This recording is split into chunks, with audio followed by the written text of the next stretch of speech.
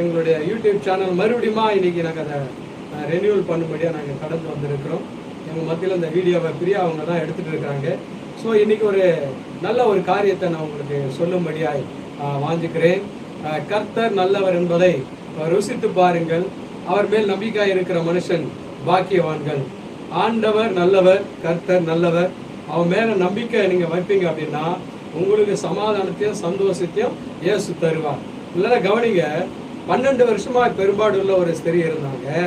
அவங்க தன்னுடைய ஆஸ்தி எல்லாவற்றையும் வைத்தியத்திற்கே செலவு பண்ணி தன்னுடைய வாழ்க்கையில ஒரு அற்புதம் நடைபெறாத ஒரு சூழ்நிலையில அவங்க இயேசுவை குறித்து கேள்விப்பட்டு இயேசுவின் இடத்துல இயேசுடைய சரீரத்தில் இருக்கிற அந்த வஸ்திரத்தினுடைய ஓரத்தை தொட்டாங்க.